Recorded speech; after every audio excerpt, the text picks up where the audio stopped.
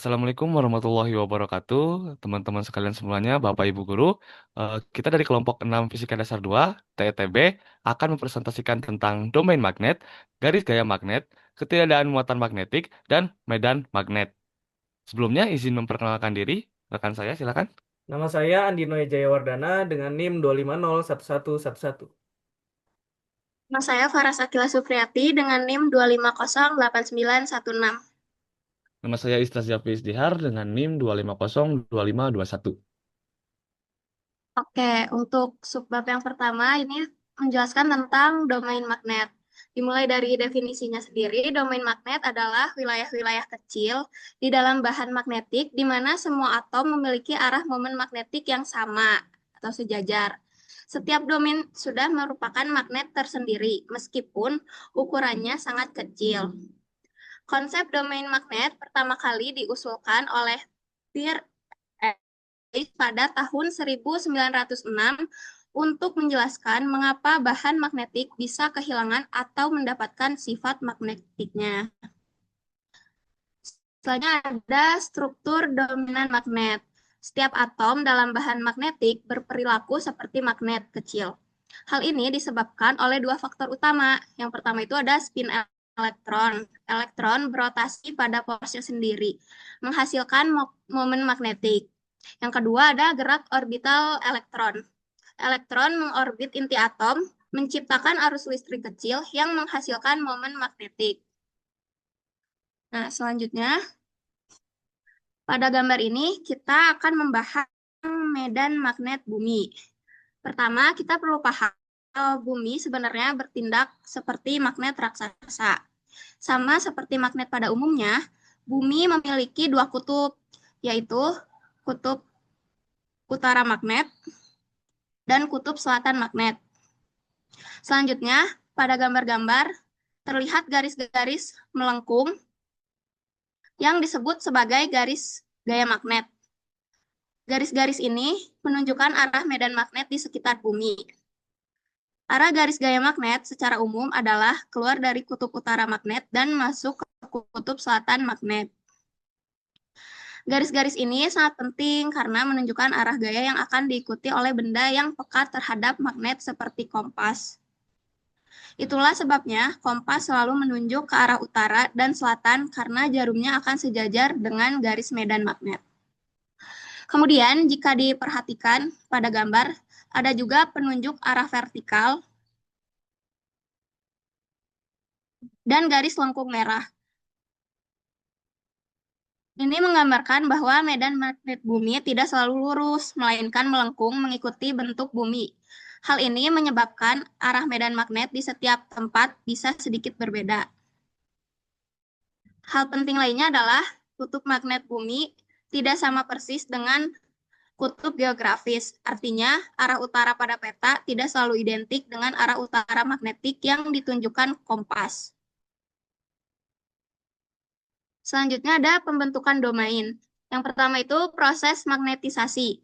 Ketika bahan magnetik diletakkan dalam medan magnet luar, tiga hal bisa terjadi. Yang pertama itu ada pertumbuhan domain. Domain yang searah dengan medan luar membesar dengan memakan domain tetangganya. Yang kedua itu ada rotasi domain. Pada medan yang sangat kuat, domain yang arahnya berbeda akan berputar menuju arah medan luar. Yang ketiga itu ada domain alignment. Semua domain akhirnya sejajar dengan medan luar. Bahan menjadi termagnet penuh atau saturasi. Yang kedua itu ada keadaan termagnet. Nah, dalam keadaan ini, bahan yang tidak termagnet, domain-domain ada, tetapi arahnya acak atau random. Satu domain menunjuk ke kiri, domain lainnya ke kanan, ke atas, ke bawah. Sehingga secara keseluruhan saling menghilangkan dan resultan medan magnetnya sama dengan 0. Nah, selanjutnya di sini ada ilustrasi sudut inklinasi dan deklinasi. Sebelah kiri itu menunjukin sudut gambar sebelah kiri ini nunjukin sudut deklinasi. Theta D antara arah utara geografi dan utara magnet dilihat dari atas. Yang kedua ini, yang di kanan itu menunjukin sudut inklinasi antara arah jarum jam, kompas miring, dan bidang horizontal. Kedua sudut ini penting dalam navigasi dan ilmu geofisika. Nah, selanjutnya, apa yang terjadi jika magnet dipotong? Pada baris pertama, itu magnet dalam keadaan utuh, dengan kutub utara di kiri dan selatan di kanan. Yang baris tengah ini, magnet dipotong menjadi dua bagian. Hasilnya, masing-masing potongan memiliki kutub utara dan selatan sendiri. Untuk baris ketiga, magnet dipotong menjadi 4 bagian. Masing-masing tetap memiliki kutub utara dan selatan. Kesimpulannya, setiap potongan magnet sebesar apapun selalu merupakan magnet yang utuh. Tidak bisa dipisahkan menjadi kutub tunggal. Fenomena ini terjadi karena setiap domain magnet di dalam bahan sudah merupakan magnet tersendiri. Ketika magnet dipotong, masing-masing potongan mengandung domain-domain yang masih teratur, sehingga tetap menunjukkan sifat kemagnetan. Selanjutnya ada cara menghilangkan sifat kemagnetan. Saat magnet dipanaskan, getaran atom meningkat. Pada suhu titik Curie, domain magnet terlepas sehingga kemagnetan hilang. Seperti besi itu ada di 770 derajat Celcius, nikel di 358 derajat Celcius, kobalt di 1115 derajat Celcius. Yang kedua ada pemukulan berulang. Pemukulan memberi energi kinetik pada atom, merusak keteraturan domain sehingga arah menjadi acak dan kemagnetan berkurang atau hilang. Yang ketiga itu ada medan magnet bolak-balik atau AC demagnetization. Demagnetisasi profesional dilakukan dengan menempatkan magnet dalam kumparan berarus AC. Lalu dijauhkan perlahan. Domain dipaksa bolak-balik hingga akhirnya acak dan kemagnetan hilang.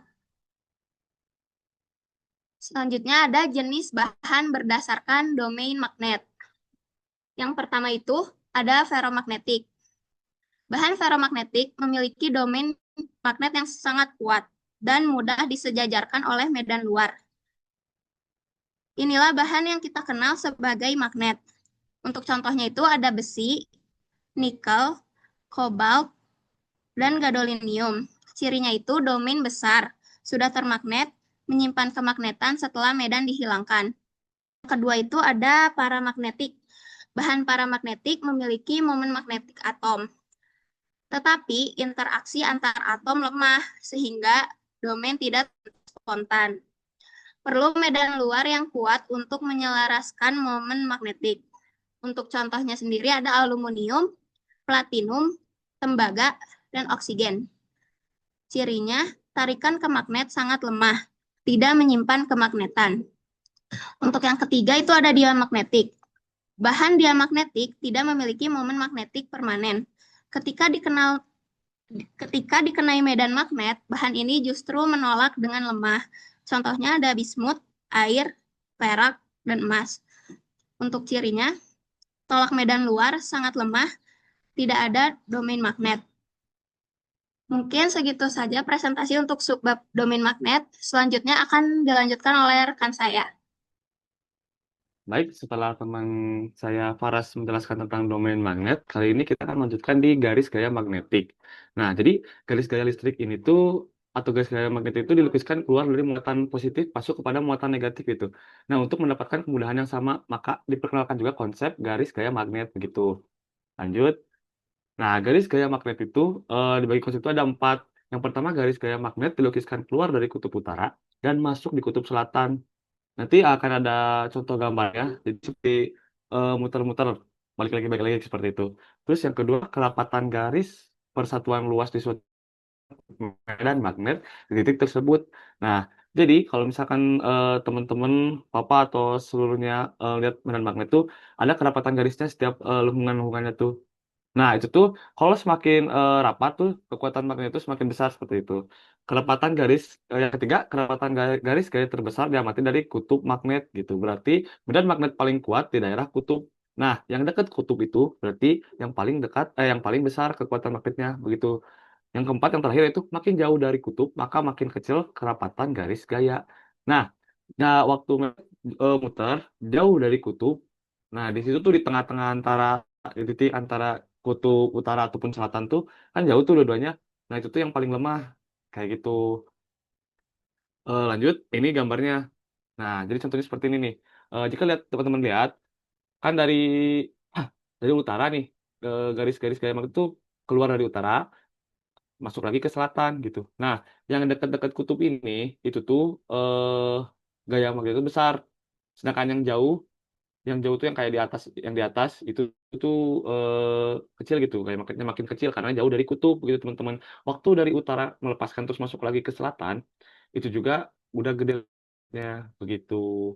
Nah, juga contohnya yang kedua yang sebelah kanan, garis-garis gaya magnet pada dua dua buah magnet gitu. Jadi disatuin lah gitu. Jadi langsung kan yang dari tadi udah rapat nih, yang tadi tuh udah nempel gitu.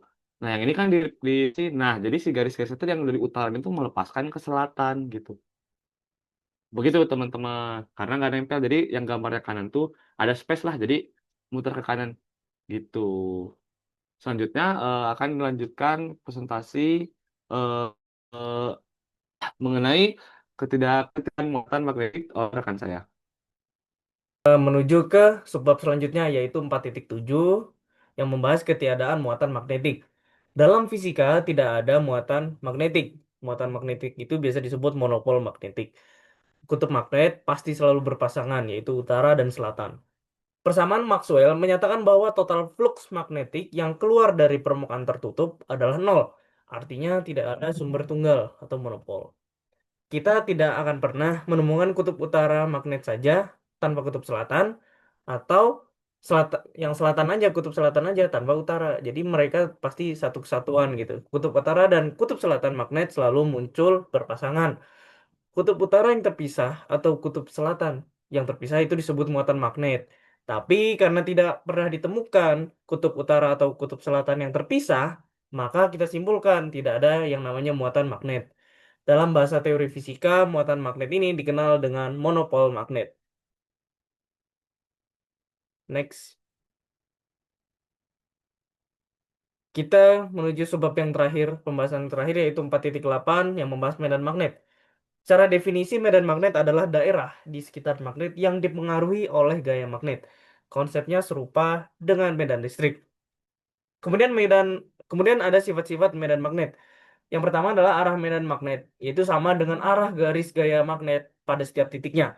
Kemudian yang kedua, besar medan magnet sebanding dengan kerapatan garis gaya magnet. Semakin rapat garis gaya, semakin kuat juga medan magnetnya. Dan di sekitar kutub magnet, garis gaya paling rapat adalah medan yang paling kuat. Kita menuju ke contoh soal.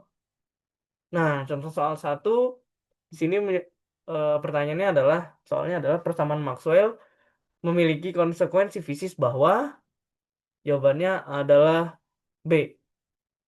Tidak ditemukan adanya monopol atau kutub tunggal pada magnetik. Nah, jadi seperti pembahasan di poin, ini pembahasannya ada di poin 4.7 tadi, bahwa kita nggak akan bisa menemukan yang utara-utara saja atau yang selatan-selatan aja. Pasti mereka dalam suatu magnet ada dua kutub, yaitu kutub utara dan kutub selatan. Kemudian contoh soal yang kedua, silakan.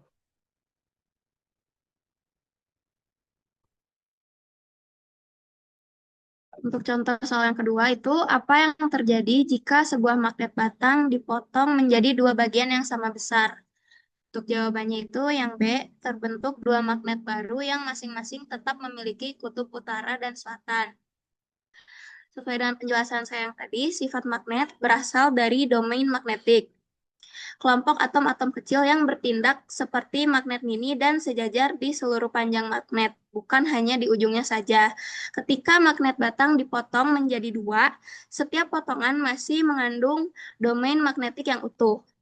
Terus, setiap potongan otomatis membentuk kutub utara dan selatan baru di permukaan potongan. Terus juga proses ini bisa diulang terus sekecil apapun potongannya, tetap akan memiliki dua kutub Lanjut contoh soal yang ketiga, yaitu jelaskan perubahan yang terjadi pada domain-domain magnet di dalam batang besi tersebut. Terus yang kedua, mengapa arah gosokan mempengaruhi kekuatan magnet yang dihasilkan. Nah, jadi untuk ini tuh bukan poin ABC lagi, saya akan jawabannya esai lah gitu, teman-teman. Nah, jadi awalnya tuh domain-domain magnet di dalam besi itu arahnya acak. Jadi resultan magnetnya nol, makanya nggak bermagnet. Nah, tadi sudah dijelaskan juga. Kemudian setelah digosok dengan magnet, domain-domain tersebut jadi searah atau teratur sehingga menghasilkan medan magnet total. Nah, begitu. Jadi intinya mah bahwa ini tuh bukan bikin magnet baru gitu karena sebenarnya tuh udah ada magnetnya gitu. Cuman menyelaraskan aja domain yang sudah ada begitu. Mengapa arah gosokan mempengaruhi kekuatan magnet yang dihasilkan? Nah, jadi arah gosokan itu sangat menentukan arah penyelarasan domain biar sama gitu domainnya. Nah, kenapa? Kalau misalkan gosokannya konsisten atau satu arah gitu makin rapi tuh eh jadi lebih kuat si magnetnya begitu. Nah, kalau misalkan bolak-balik nih digosok bolak-balik geseknya ngaco gitu. Nah, domainnya itu bisa kacau lagi gitu. Magnetnya itu bikin lemah begitu, teman-teman jawabannya. Baik, karena sudah 3 soal dipaparkan dan juga sudah memaparkan materi tentang dengan magnet ini, kita telah sampai di ujung presentasi kali ini dan akan memberitahukan referensi yang kita pakai yaitu buku atau PDF dari dosen ITB yaitu Misaruddin Abdullah tahun 2017 Fisika Dasar 2 dan kemudian ada dari Robo Ruang Guru itu garis gaya magnet pada magnet berbentuk. Nah, begitu. Mungkin cukup sekian dari kelompok 6 Fisika Dasar 2 kali ini. Sekali lagi terima kasih. Mohon maaf bila ada kesalahan. Wassalamualaikum warahmatullahi wabarakatuh.